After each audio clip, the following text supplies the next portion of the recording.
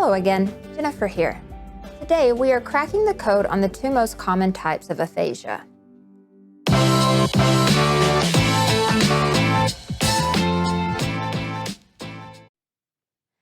Did you know that 84% of people have never heard of the term aphasia? But I'm guessing since you're here, you've either heard of the word or at least you want to learn a little more about it. So, aphasia is a language disorder that usually occurs after a stroke or a head injury. Aphasia can impact any area of language, which means your speech production, being able to understand what others are saying, reading, and writing. At the end of this video, I will give you some tips for communicating with loved ones that have aphasia, and I will tell you the best thing to do if your loved one is not able to communicate with you. Now, there are two broad categories of aphasia. You have non-fluent and fluent. Broca's aphasia is the most common type of non-fluent aphasia. People who have Broca's aphasia are not able to say very many words, but they're going to be able to understand what people, even you, are saying to them. So they have good comprehension skills.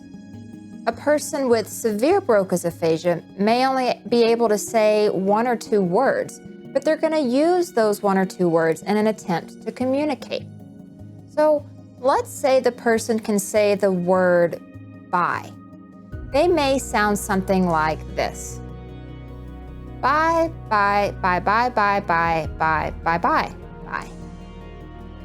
So you can tell that a person with Broca's aphasia is speaking in sentences because their inflection and their prosody, which is the rhythm of speech, remains intact. People with fluent aphasias are still able to read because they can understand words and phrases, which can come in very handy during therapy, but they are generally unable to write. On the other hand, Wernicke's aphasia is the most common type of fluent aphasia. People with Wernicke's aphasia are able to speak a lot of words, even if they don't make sense, but they can't comprehend what other people are saying to them. So when a person with Wernicke's aphasia tries to talk, they may say something like, well, what is the town? And I see the red, so maybe we should go. And you won't have a clue what they're trying to say. They may even speak in jargon or use made-up words. Also, people with non-fluent aphasias are unable to read because reading is going to require comprehension of what is being said. It's just that reading is visual information instead of spoken information. And yes, they usually do still have the ability to write, but they're going to write like they speak, so it probably isn't going to make any sense. Now, also keep in mind that aphasia does not impact cognition or intelligence unless it affects language. This is all said unless, of course, they already have an underlying condition such as dementia or a head or brain trauma that has caused them to have other deficits with memory and things like that beforehand. But if they've just had a stroke and they're diagnosed with aphasia, then they still are cognitively the same. So it's easy to see why people with aphasia can become angry and frustrated, even depressed, when they're not able to say what they mean. Okay, so now let's go back to Wernicke's aphasia. If you are a caregiver at home working with a loved one that has Wernicke's aphasia or the fluent aphasia, they're going to be a lot harder to work with because of a condition known as anosognosia. This term means that they aren't able to recognize their deficits or their condition. So they're not going to know why you're failing to understand them when they're speaking in jargon or they're using made-up words or they're stringing together a bunch of random words, because in their mind, they're speaking fluently. So as you can imagine, that is going to be extremely frustrating to them.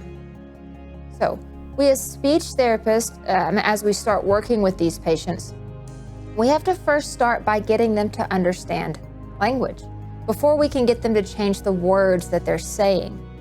We have to start by getting them to comprehend and understand what we are saying to them, because if they can't understand us, then they're not going to be able to understand themselves either. Does that make sense? So I'll go into different cueing strategies and techniques for you caregivers at home in some upcoming videos. Now, for those with Broca's aphasia, these patients are usually going to do quite well with therapy because they already can understand what's being asked of them. So we don't have to start at ground zero. They've got the comprehension part down already. So as speech therapists, we can start right away by cueing them and teaching them how to use certain strategies to produce words, which we can then progress to phrases and sentences and so on. So for you caregivers at home, how do you help a loved one after a stroke?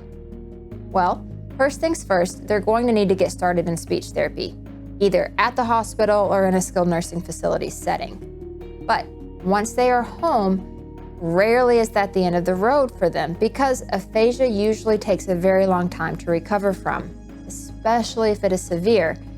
And unfortunately, some people will have difficulty with language for the rest of their life. Now, I want to give you all a few quick tips for you caregivers out there that are trying to communicate with a loved one that has aphasia. So first, you want to get the person's attention. You want to let them know that you are trying to talk to them. Then, turn off distractions and talk to them in a quiet place. Then remember to use simple words that get straight to the point, and repeat yourself if you need to. Also, don't talk fast. Keep sentences at a slower pace so they have time to understand you. And then give them time to respond back because it may take them a longer time to do so. Also, you can use drawings or gestures. And if all else fails, try asking yes or no questions, since these are going to be easier to respond to. Now, what is the best thing to do if your loved one isn't able to communicate with you? Make a communication aid. This is crucial in helping your loved one communicate what they want or what they need if they're not able to say it. I will teach you how to make one of these in my next video, so stay tuned. Enjoy this week's cryptogram puzzle, you guys, and thank you all for watching. Until next time, good luck cracking the code.